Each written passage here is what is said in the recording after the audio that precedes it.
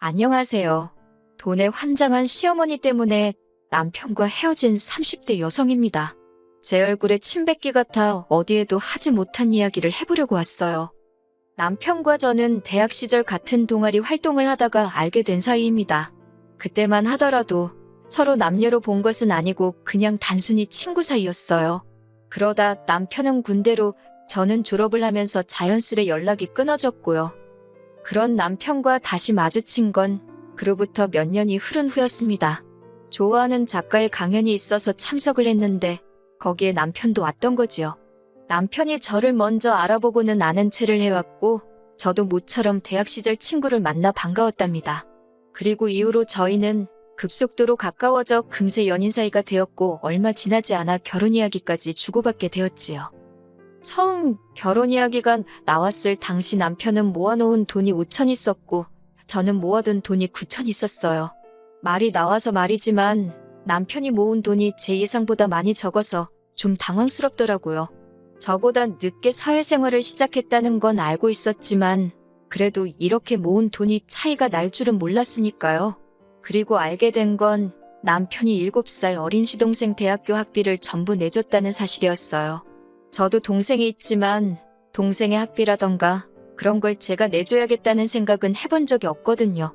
친정 부모님이 그러기를 바라신 적도 없고요. 그래서 남편이 그런 말을 했을 땐 솔직히 꽤나 당황스러웠네요. 남편도 눈치가 보였는지 변명하듯 하는 말이 이제 시동생도 곧 취직을 할 거고 자기도 더는 도와줄 생각이 없답니다. 그러니 저더러 조금만 이해해 줄 수 없겠냐 하대요. 답답하긴 했지만 지나간 일 가지고 남편을 탓할 수도 없는 일이고 집집마다 사정이라는 게 있는 법이잖아요. 그래서 조건 하나를 내걸며 알겠다고 했어요.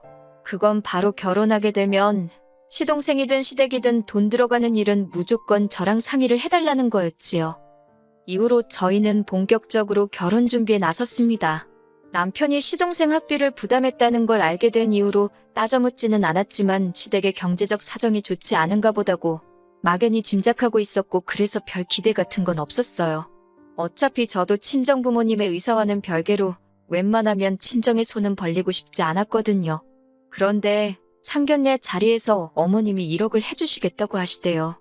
생각지도 못한 큰 숫자에 놀라기도 했고 시댁에서 1억을 해주겠다 하니 친정 부모님도 흔쾌히 당신들도 1억을 해주시겠다 하셨습니다. 큰 숫자가 오고 가서 그런가 상견례 분위기가 제법 좋았지요. 그리고 그날 밤 저는 혼자서 이런저런 계산을 했어요. 양가로부터 도움을 받으면 그게 2억에 남편과 제가 모은 돈이 1억이 넘으니까 대출 조금 받고 하면 서울 중심부는 아니어도 작은 평수여도 어쩌면 우리 이름으로 된 아파트 하나는 살 수 있지 않을까 하는 그런 상상과 함께요. 하지만 그런 행복한 상상은 이튿날 걸려온 어머님의 전화와 함께 깨어지고 말았습니다. 어머님께서 미안하게 되었다면서 당신이 계산을 잘못했다고 1억이 아니라 3천만 원밖에 못 해주신다는 겁니다. 하룻밤 사이에 7천만 원이나 달라질 만큼 무슨 계산을 잘못하신 거냐고 여쭤보고 싶었어요. 그리고 동시에 지난밤 제가 했던 상상이 다 부질없는 이야기란 걸 깨닫고 풀이 죽어버렸지요. 하지만 그런 저를 더 힘 빠지고 실망하게 한 건 이어진 어머님의 말씀이었습니다. 친정 부모님께는 이런저런 이야기하지 말고 그냥 1억을 받아오려고 하셨거든요. 제가 왜요? 하고 질문하니 준다는데 왜 안 받냐고 반문을 하시는데 그냥 황당해서 더는 말도 안 나오더라고요. 어머님은 친정에 이야기하지 말라 하셨지만 저는 원래 친정 부모님한테 뭘 숨기고 그러는 딸이 아니거든요. 그래서 전후사정과 함께 상황을 설명했지요. 그랬더니 친정아버지가 그런 경우가 어딨냐며 저처럼 황당해 하시대요. 친정어머니는 어머니대로 그 집은 아들 장가 보내는데 3천만 원 가지고 뭘 어쩌라는 거냐며 답답해 하셨고요. 3천만 원이 적은 돈은 아니지만 친정 부모님도 나름대로 곱게 키운 딸이 시집 가는 거니 기대치가 있으셨던 거겠지요. 저는 괜히 이 일로 남편한테 불똥이 튈까봐 걱정도 되었고 동시에 실망하신 부모님께 제가 잘못한 것도 아닌데 죄송스러워서 고개를 들 수가 없었네요. 친정아버지가 어쨌든 어쩔 수 없지 않냐며 말씀하신 대로 1억은 해주신다 하시는데 제가 시댁하고 똑같은 액수로 해달라 했습니다. 솔직히 전화 말미에 어머님이 보이신 태도에 마음이 상하기도 했고 그래서 고분고분하게 시키는 대로 1억을 받아서 시집가고 싶지 않았거든요. 그렇게 우여곡절 끝에 부부의 연을 맺었습니다. 그런데 결혼식을 올리고 얼마 지나지 않아 청천벽력 같은 소식이 들려왔어요. 남편이 풀 죽은 목소리로 말하길 다니는 회사가 갑자기 사정이 안 좋아져서 전 직원 월급이 절반으로 삭감되게 되었다는 거예요. 어이가 없어서 그런 회사가 어딨냐고 제가 따졌습니다. 제가 회사에 한번 전화를 해봐야겠다고 하니까 자기 체면이 있지 않냐며 자기를 못 믿냐고 그래요. 그런 건 아니지만 동네 구멍가게도 아니고 갑자기 월급을 반만 준다는 게 말이 되냐고 이직하라고 했습니다. 다른 직장에 가도 그거보단 많이 받을 거라고요. 그런데 남편이 하는 말이 지금 직장도 3년을 못 다녔는데 또 이직한다고 하면 새 회사에서 자기를 좋게 보겠냐입니다. 그러면서 남편이 자기는 지금 다니는 회사도 좋고 사람들도 좋아서 그냥 절반 받고 다니고 싶다나요. 한숨만 나왔지만 저라고 별다른 뾰족한 수가 있던 것도 아니었으니 어쩔 수 없이 알겠다 했어요. 그리고 정말로 그달부터 남편 월급으로 150 들어오대요. 고정지출만 300이 넘는 상황에서 남편 월급이 150, 제 월급이 320이 된 거지요. 그래서 어쩔 수 없이 양가에도 상황을 알렸습니다. 그래야만 했던 게 원래 저희가 결혼하면서 서로 약속했던 것이 한 달에 30만 원이라도 양가에 꼭 용돈을 드리자는 거였어요. 남편이고 저고 이만큼 키워주신 것에 대한 감사의 표현으로요. 그리고 명절이나 생신처럼 챙겨야 하는 날에는 조금 더 넣어서 50 정도씩 드리기로 했었지요. 그런데 당장 남편 월급이 절반으로 뚝 떨어져 버리니 그럴 수가 없겠더라고요. 그래서 양가 부모님께 마음먹은 바와 달리 사정이 이렇게 되었다. 죄송하다고 말씀드렸습니다. 그런데 여기서 양가 어른들이 보인 반응이 참으로 다르더군요. 일단 친정에서는 저나 남편이나 많이 속상하겠다면서 당신들은 괜찮답니다. 그리고는 저를 따로 부르시더니 돈 가지고 남편한테 스트레스 주지 말라고 신신당부를 하시대요. 하지만 어머님께서는 그래도 주기로 한 건 달랍니다. 당신 주변 사람들은 자식들이 해외여행도 보내주고 성형수술도 해준다는데 저희는 30만 원도 못 준다는 거냐면서 서운하고 창피하시다나요. 그리고는 제가 입고 있는 옷은 얼마짜리냐, 옷 사입고 가방은 사들고 외식은 해도 시부모 돈 주긴 아깝냐, 내가 아들 키움값이 한 달에 30만 원도 못 받는 거냐 하며 나오지도 않는 눈물을 쥐어짜내시며 일장연설을 늘어놓으시더라니까요. 그러면서 저더러 그러니 시집 올 때 친정에서 1억 받아왔으면 대출도 덜 받아도 됐을 거고 그러면 지금 이런 소리가 나왔겠냐 면박을 주시는데 정말이지 어처구니가 없어서 뭐라고 대꾸를 해야 할지도 모르겠더라고요. 하지만 그래도 할 말은 해야겠다 싶어서 어쨌든 이해 좀 해달라 못 드린다 해버렸습니다. 그리고 그날 집에 돌아와 남편하고 크게 싸우게 되었어요. 남편이 어머님 말씀이 일리가 있다며 이 상황이 제 탓이란 쪽으로 몰고 갔거든요. 뿐만 아니라 어쨌든 장인 장모님이 안 받는다 하셨으니 시댁은 그대로 드려도 괜찮지 않겠냐고 절 떠보기까지 하대요. 그러니 싸움이 안 날 수가 있나요? 제가 남편더러 그렇게 용돈 드리고 싶으면 대리를 하든 배달을 하든 나가서 돈을 더 벌어오면 될 거 아니냐고 아주 악다구니를 썼답니다. 그리고는 또 이래저래 몇 달의 시간이 흘렀습니다. 남편의 월급은 150에서 변화가 없었는데 그중 100 정도가 가정을 위해 쓰였고 남은 50은 차량 유지비에 식대에 모해서 남편이 쓰는 카드값이랑 비슷하게 나왔으니 솔직히 제 입장에선 남편이 100을 가져다 주는 거나 다름이 없었지요. 그리고 고정지출이란 건 늘면 늘지 줄지가 않잖아요. 그렇다 보니 저는 매달 월급에서 200 이상을 가정에 쏟아부어야 했고 그러다 보니 제 손에 남는 건 100만 원 남짓이대요. 사는 게 빠듯해지니까 나중엔 과일 하나 사 먹는 것도 고민하게 되고 아이를 갖는 건 언감생심 꿈도 꿀 수 없더라고요.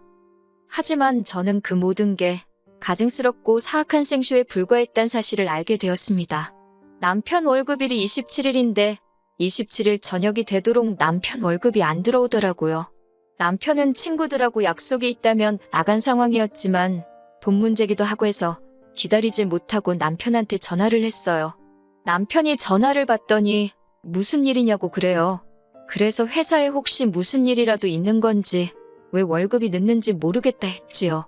그랬더니 순간이었지만 전화기 너머로 남편의 당황한 기색이 느껴졌달까요. 그리고는 곧이어 남편이 자기가 확인해보겠다며 허둥지둥 전화를 끊더라고요. 그리고 신기하게도 정말 남편과 전화를 끊고 30분도 되지 않아서 150만 원이 들어왔습니다. 그런데 액수는 평소와 같은데 입금 자명이 남편 회사가 아니라 남편 이름으로 되어 있는 게 아니겠어요? 뭔가 수상하단 직감이 들대요. 그래서 혹시나 하는 마음에 남편과 같이 일하는 직원의 와이프한테 전화를 했어요. 일전에 부부 동반으로 2번 정도 어울린 적이 있었거든요. 신호가 몇 번 가더니 직원 와이프가 전화를 받더라고요. 저는 어떻게 물어볼까 하다가 단도직입적으로 그쪽 남편도 월급이 반으로 삭감된 게 맞냐고 물었습니다. 그랬더니 그 와이프가 무슨 자다가 봉창 두들기냐는 식으로 무슨 소리를 하는 거냐고 그래요. 그러면서 얼마 전에 대대적으로 연봉 인상도 있었는데 몰랐냐입니다. 그 말을 듣는데 남편한테 배신감이 들면서 온몸이 부들부들 떨리더라니까요. 시간이 늦었으니 은행을 찾아가 볼 수가 있나? 그렇다고 남편 회사에 확인 전화를 해볼 수가 있나? 정말이지 갑갑해서 죽겠더라고요. 그러다가 남편 노트북을 떠올렸어요. 웬만한 금융거래는 남편이 다 자기 노트북으로 하는 건 알고 있었거든요. 평소엔 그 노트북을 회사에 가져가는데 그날은 어쩐 일로 노트북도 두고 갔길래 이건 신이 주신 기회라는 생각이 들었지요. 제발 빌면서 노트북을 여니 이게 웬걸 비밀번호도 풀려있는 게 아니겠어요. 남편이 언제 올지 모르는 상황이었기에 속도를 내서 미친 듯이 뒤지기 시작했습니다. 그리고는 결국 남편이 그동안 다른 주머니를 차고 있었다는 사실을 알게 되었지요. 월급이 삭감이 되긴커녕 그 와이프 말대로 올랐더군요. 더 화가 났던 건 350 중 200 가까운 돈이 어머님한테 흘러가고 있었다는 거예요. 그리고는 남은 150만 원만 입금 자명을 바꿔서 자기가 회사처럼 저한테 입금을 해줬던 거고요. 실망이 이만저만이 아니었습니다. 그때 느낀 그 배신감을 비롯한 복잡한 심정은 어떤 한마디로 정의할 수가 없어요. 이러지도 저러지도 못한 채 남편이 오기만을 기다릴 뿐이었지요. 그리고 자정 가까운 시간이 되어서야 돌아온 남편에게 말없이 노트북을 갖다 줬네요. 화면에는 남편 통장거래 내역을 띄워서 말이지요. 그러자 남편 얼굴색이 울그락불그락 하더니 왜 남의 노트북을 마음대로 보냐고 적반하장으로 화를 내는 게 아니겠어요.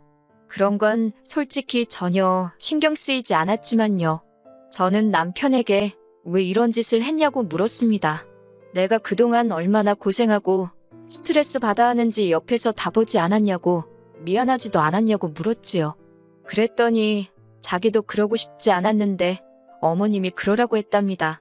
어이가 없어서 어머님이 왜 그런 짓을 시키시냐고 하니까 남편이 잠깐 주저하더니 그러니까 시집 올 때 장인어른이 1억 주신다는 거 그냥 받아왔으면 좀 좋냐고 그래요.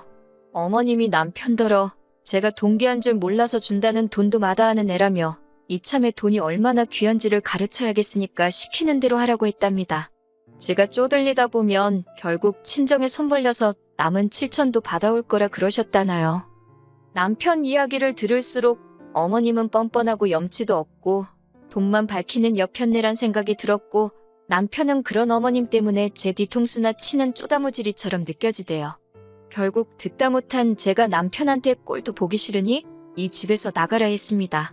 그러다 생각해보니까 어차피 혼인신고도 안 되어 있는 마당에 뭘 시댁에 가 있어라 친정에 가 있겠다 할 이유가 없더라고요.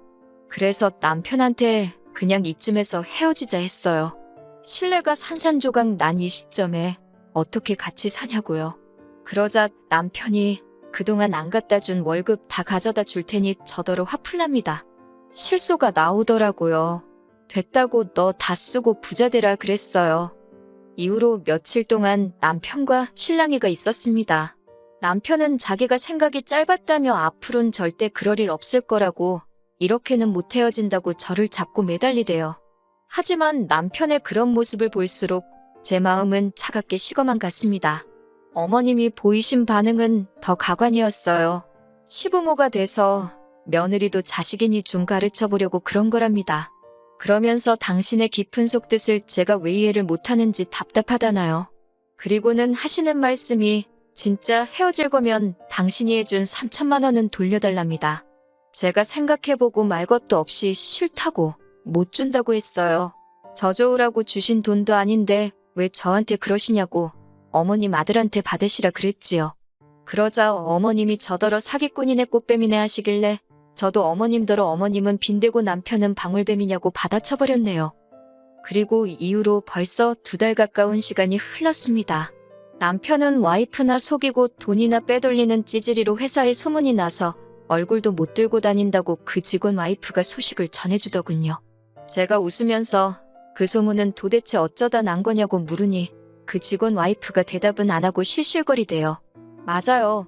사실 소문이 났으면 좋겠다 싶어서 일부러 슬쩍 제가 그 여자한테만 이야기를 흘렸거든요.